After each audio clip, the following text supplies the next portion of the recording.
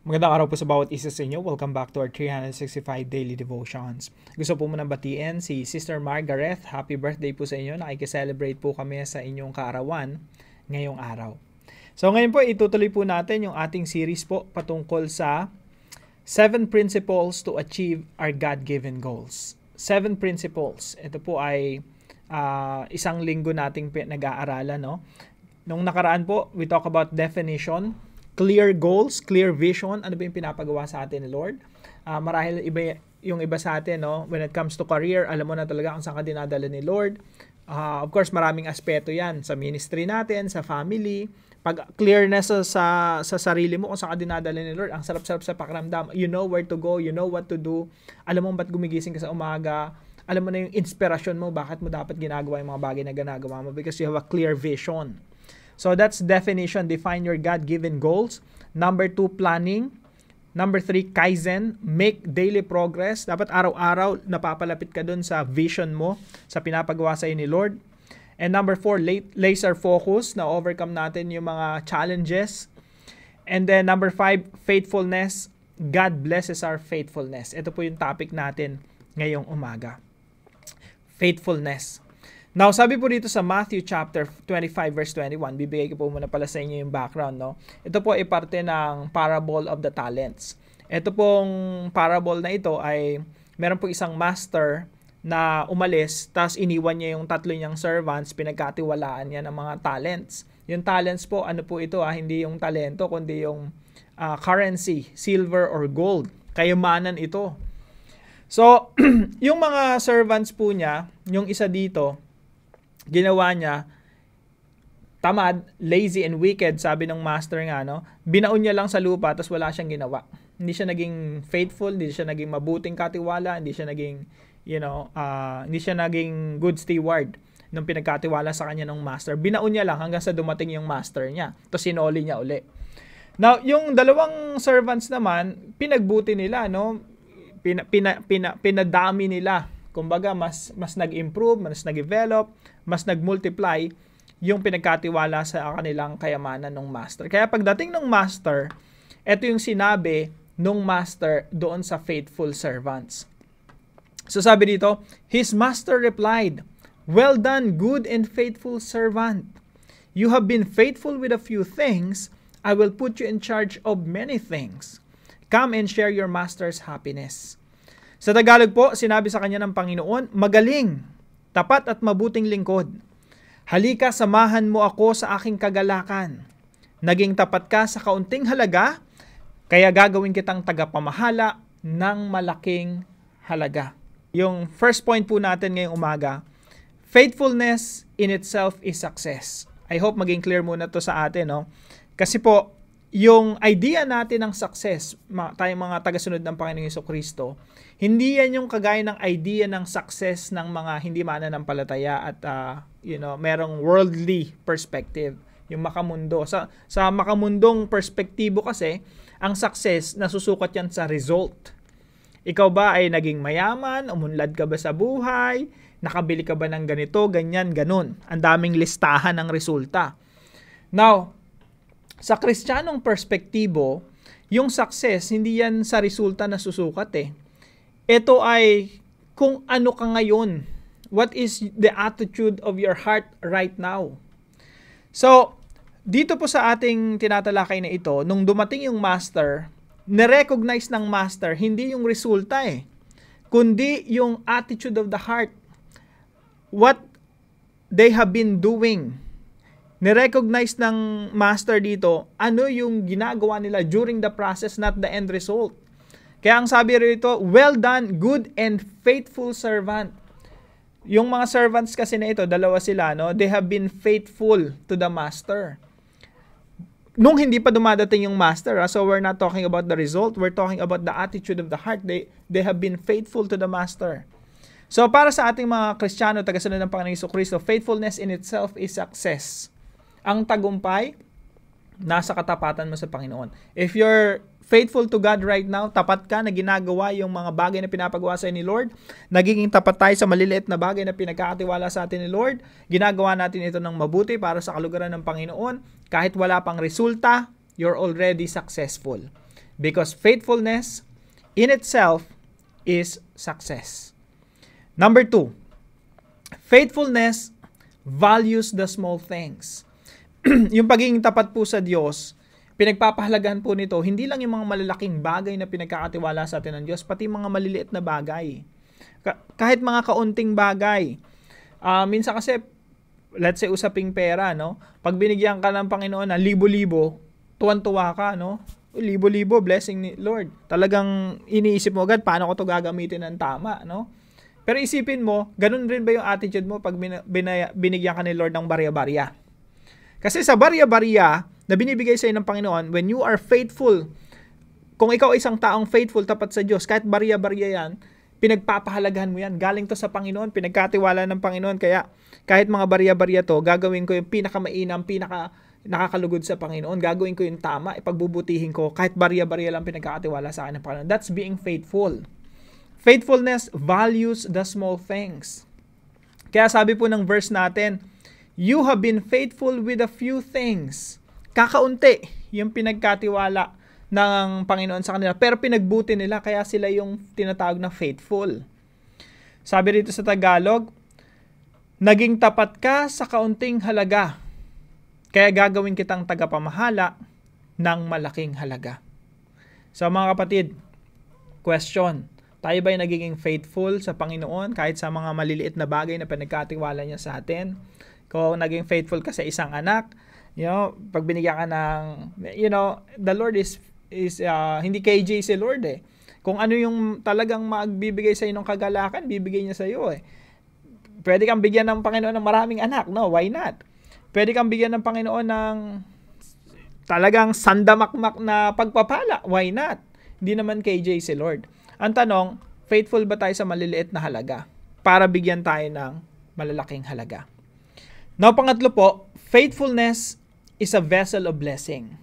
Yung pagiging tapat po, ito ay nagiging vessel, o pag sinabi nating vessel, container ng pagpapala. Okay? Faithfulness is a vessel of blessing. Now, mga kapatid, kung hindi tayo napapagkatiwalaan ng Diyos sa maliliit na halaga, kumbaga para tayong timba na butas, leaking bucket. Pag nilagyan mo ng tubig, tumatagas lang. Useless yan eh. Hindi mo nagagamitin yung leaking bucket eh. Bakit? Hindi mo mapagkatiwalaan sa kakauntiin. Tumatagas eh. So, ang gagawin mo, basically, kung matalinong tao ka, hindi mo nagagamitin yan. Ang gagamitin mo, yung hindi nagli-leak. Now, kung ang isang taong tapat sa Panginoon, naging tapat sa kakaunti, yan yung talagang gagamitin mo at dadaluyan ng pagpapala. Talagang yan yung, diyan mo ilalagay yung blessing. Diyan mo ilalagay, kung ikaw nag-iigib, diyan mo ilalagay yung tubig, basta hindi naglilik. Now, bukod doon, yung naglilik na timba, kung anong natitirang tubig diyan, isasalin mo sa hindi naglilik, hindi tumatagas. Tama ba? That's common sense, di ba? Yung bucket na tumatagas, kung may natitirang tubig diyan, isasalin mo doon sa timba na walang tagas. Kasi yung timba na walang tagas, yan yung, kumbaga kung tao yan yung faithful na tao, mapapagkatiwalaan. Faithful servant. Faithful sa maliit, pag dinagdagan mo, kayang makontain, kasi nga faithful, tapat. Now, tingnan nyo po rito sa mga sunod na mga talata, no? Sabi rito sa verse 29, for whoever has will be given more. Yung meron na, dadagdagan pa, and they will have an abundance. Whoever does not have, even what they have will be taken from them. Yan yung sinasabi ko na, kung ikaw leaking bucket ka, kung ano yung nandyan, kukunin, kung ano, wala ka na nga, tumatagas na nga, kukunin pa yan, tapos ibibigay doon sa hindi tumatagas. So, faithfulness is a vessel of blessing. If you're faithful to the Lord, faithful ka sa maliliit na bagay, pinagbubuti mo kahit maliliit na bagay, kahit kaunting halaga, naging tapat ka, ginagawa mo yung best mo sa maliliit na bagay, ang tingin sa iyo ni Lord, faithful vessel. Doon bibigay sa iyo ni Lord yung mga blessings na kasi nagagamit mo ng tama, na nakabigbigay ng kaluguran sa Panginoon, you are a faithful vessel before God. You are also a vessel of God's blessing. So that's a principle that we can find in this parable. So faithfulness is a vessel of blessing. Now, tanong, paano natin ito i-apply sa ating mga buhay? Number 1, mga kapatid, be faithful to become successful. Yung success, hindi yan future pa na magiging end result ng pinagpapaguran mo. Bilang mga Kristiyano, yung success ngayon na mismo. It's part of the process.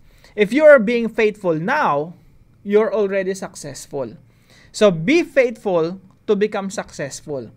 Kahit pa ang ganda-ganda ng resulta in the future, pero hindi ka naging tapat right now, failure yon sa harapan ng Diyos. Ang mahalaga sa Panginoon, faithfulness. Nagiging tapat ka sa Master. Alam naman natin na nakikita tayo ng Panginoon sa lahat ng ginagawa natin. Kaya pag tapat tayo sa Panginoon, right now, nakikita ni Lord yon, nire-recognize ni Lord yon. Well done, my good and faithful servant. Nire-recognize ni Lord even right now. If what you're doing is good, if what you're doing can be considered as faithful or faithfulness. So be faithful to become successful. And success is what happens now. It's the attitude of the heart. And number 2 po, be a good steward of the small things. Maging tapat po tayo sa Panginoon, maging sa maliliit na bagay na pinagkakatiwala sa atin ng Diyos. Again, yung pagiging tapat sa Panginoon, yan yung basihan ng pagiging successful. At yung success, nakakakamtan po natin yan sa pagiging good steward ng maliliit na bagay. So, kung anong pinagkatiwala sa iyo ng Panginoon, for sure, no? Lahat tayo naririto ngayon, may pinagkatiwala si Lord sa atin ngayon. Pagbutihin natin. Gamitin natin yung pinagkatiwala ng Panginoon na nasa ating mga kamay sa ikalulugod ng Diyos. Let's be faithful even with small things. At hayaan natin si Lord ang magdagdag sa atin na kung anong mainam na idagdag niya para sa atin. No? Hindi tayo namimilit. Kung ano ibigay ni Lord sa atin, thank you. And God is generous at hindi KJ, killjoy si Lord na napakakuripot. No? Hindi naman ganun si Lord eh. Let's just be a good steward of the small things. And number 3, be a vessel of blessing. Huwag tayong maging leaking buckets na pag nilagyan ng Panginoon, tumutugol ulan, tumatagas lang, nasasayang lang. Again, basahin ko ulit yung talata, no? For whoever has will be given more. Yung meron, dahil faithful sila, meron na nga sila, dadagdagan pa sila. And they will have an abundance, mananagana sila. Whoever does not have, because they are leaking buckets, even what they have will be taken from them. Kung ano na lang meron sa kanila, na patagas na, paubos na nga, considered as nothing, isasalin pa sa iba because they are not being faithful. So para sa atin po, be a vessel of blessing. Now para naman po sa ating discussion, napakalagang tanong, I hope marami tayong ma-realize sa question na ito, no? If you met God right now, makatagpo mo si Lord ngayon, do you think He would say, well done? Sa tingin mo ba sasabihin sa iyo ng Diyos right now, well done, my good and faithful servant? Sa iyo, sasabihin niya ba sa iyo right now? Why or why not? Bakit hindi? Bakit oo? Bakit sasabihin niyang, well done, my good and faithful servant? So, siyasatin po natin ang ating mga sarili. Are we being faithful to God? Kahit sa mga maliliit na bagay? So, discuss po natin ito sa ating mga discussion groups at para naman po sa ating panalangin. Kausapin natin si Lord. Sabihin natin sa Kanya, Heavenly Father, I thank you for reminding me that true success lies in faithfulness. Help me to be faithful in all things, even the small and seemingly insignificant. May I always see the value in what others may overlook, knowing that you bless those who are faithful. Teach me to be a good steward of the responsibilities you've entrusted to me, no matter how big or small. Let my life be a vessel of blessing, so that others may experience your goodness through me. Strengthen my faith and guide my steps, that I may honor you in all I do. In Jesus' name, amen and amen. Salamat po sa lahat ng mga nagiging katuwang natin sa devotion natin everyday. Maraming salamat po sa inyo. Pagpalain po kayo ng ating Panginoon. At sa lahat po ng nakasubaybay rito, ma-appreciate ko po kung ilalagay niyo po sa comment section kung ano po yung inyong mga natututunan.